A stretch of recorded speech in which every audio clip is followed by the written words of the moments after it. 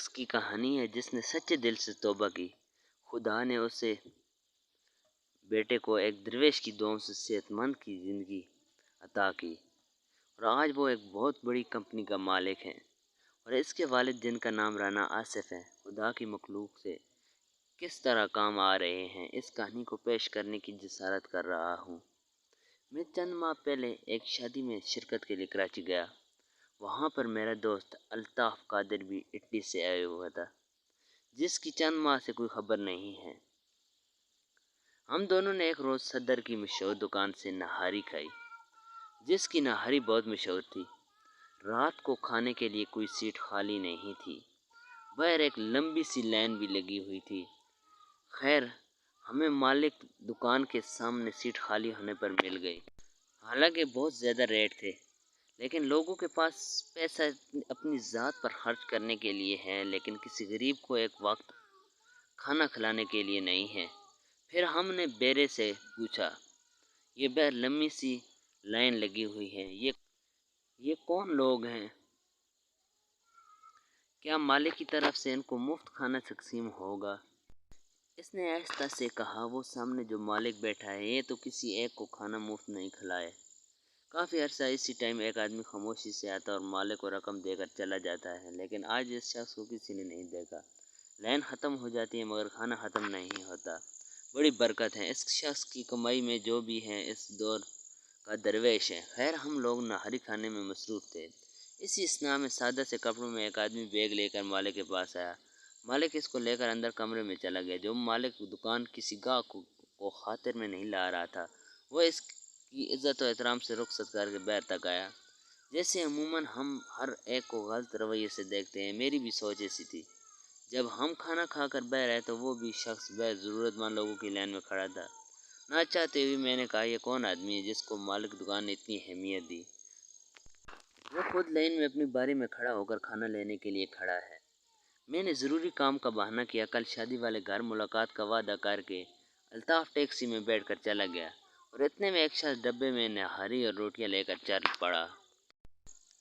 میں بھی آہستہ آہستہ اس کے عقب میں چلتا رہا اور پھر اختر کالونی والی بس میں سوار ہو گیا اور ایک کوارٹر میں تالا کھول کر اندر چلا گیا۔ تھوڑے وقفے کے بعد میں نے سوچے سمجھے منصوبے کے تحت بیل دی۔ وہ صاحب باہر آئے۔ جی حکم۔ میں نے اپنا نام بتایا کہ یہاں پر قربت میں کوئی محمود صاحب ان کا پتہ معلوم کرتا تھا۔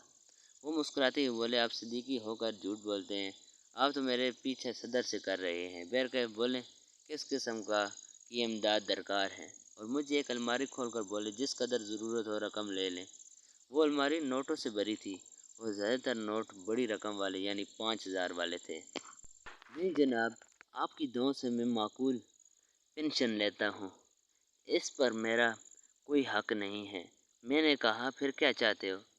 میں نے ساری کہانی ان کو بیان کر دی کہ کس طرح آپ نے دکان کے مالک کو ادائیگی کی، پھر ضرورت مندوں کی لائن میں لگ کر اپنی ہی ادائیگی کا کھانا حاصل کیا۔ وہ کہنے لگے، بات یہ ہے کہ جہاں تک ادائیگی کا تعلق ہے، یہ ان کا حق تھا، اور لائن میں بھی میں اس لیے کھڑا ہوا تاکہ مجھے بھی اس کیفیت سے گزرنا پڑے جس سے یہ ضرورت مند گزرتے ہیں۔ لیکن یہ تبدیلی کیسے آئی؟ میں نے پوچھا۔ ایک درویش فقیر نے میری زندگی بدل دی، اور میرے بیٹے یاسر کو ان کی دعاؤں کے طفیل اللہ تعالیٰ نے نئی زندگی عطا فرمائی، اور یہیں آج میرے کاروبار کی دیکھ بھال کر رہا ہے۔ اور اس فقیر کی ہدایت کے مطابق خدا اور اس کی مخلوق تھوڑی بہت خدمت کر کے قبر کے عذاب سے محفوظ رہنے کی کوشش کر رہا ہوں۔ پھر انہوں نے اپنی اس فقیرانہ زندگی سے یوں پردہ اٹھایا، میرا نام وقار عثمانی ہے۔ میرے والد مرحوم ایک بہت بڑی کمپنی کے مالک تھے۔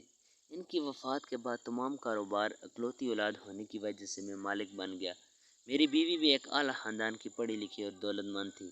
غرض کہ دولت ہمارے گھر کی لونڈی ہونے کی وجہ سے میں مغرور اور خود غرض تھا۔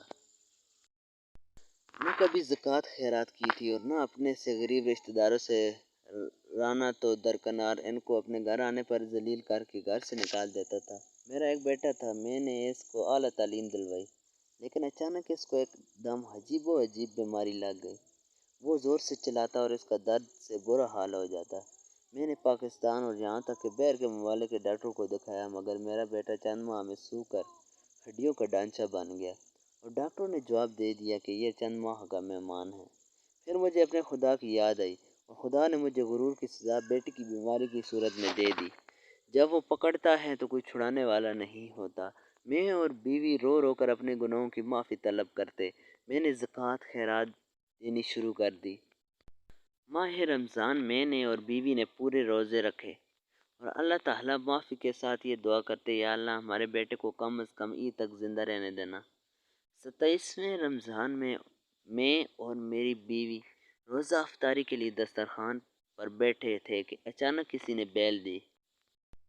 میں نے باہر آ کر دیکھا تو ایک درویش نما آدمی کھڑا تھا۔ کہنے لگے، بیٹے میرا روزہ افطار کروا سکتے ہو؟ میں عزت و احترام سے ان کو دسترخوان پر لے آیا۔ روزہ کھولنے میں دیر تھی، اچانک میرے بیٹے نے زور زور سے چلانا شروع کر دیا اور رونے لگا۔ ہمیں لگا کہ شاید اس کا وقت قریب آ گیا ہے۔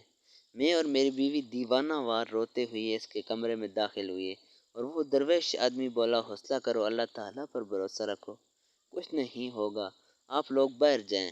ہم دونوں میاں بیوی روتے ہوئے باہر آ گئے۔ آوازیں آنا بند ہو چکی تھیں۔ تھوڑی دیر بعد مسجد سے اذان کی آواز آئی، اللہ اکبر، اللہ اکبر۔ ہم نے روزہ افطار کیا۔ پھر ہم دونوں حضرات قریبی مسجد میں نماز پڑھ کر واپس آئے تو میری بیوی جو چند لمحے پہلے رو رو کر پاگل ہو رہی تھی، خوشی سے درویش کے پاؤں میں گر پڑی۔ عثمانی صاحب کی دعاؤں کے طفیل ہمارا بیٹا ٹھیک ہو گیا تھا۔ میں بھی ان کے پاؤں میں گر پڑا اور اپنے بیٹے کو دیوانہ وار پیار کرتے خوشی سے پاگل ہو رہا تھا۔ اچھا جناب، روزہ افطار کرانے کا بہت بہت شکریہ، اجازت چاہتا ہوں، میرا کام ختم ہو گیا۔ وہ جانے لگے تو میں نے نوٹوں سے بھرا ہوا بریف کیس لا کر ان کے قدموں میں رکھ دیا۔ یہ میری طرف سے آپ کو نذرانہ ہے۔ انہوں نے انکار کر دیا اور کہا، یہی وہ چیز ہے جس نے تجھے غرور سے بھر دیا تھا۔ میں نے ہاتھ جوڑ کر معافی مانگی اور کہا، کوئی نصیحت تو کر دیں، خدا اور اس کی مخلوق سے محبت کرتے جاؤ اور ان کاغذ کے ٹکڑوں کو خدا کی راہ میں خرچ کرو۔ میں نے سارا کاروبار اپنے بیٹے یاسر کے حوالے کر دیا اور اس کوارٹر میں آ کر اپنی زندگی انسانیت کی خدمت کے لیے وقف کر دی۔ اس چینل کو سبسکرائب کریں، ویڈیو کو لائک کریں اور دوستوں کے ساتھ ضرور شیئر کرنا۔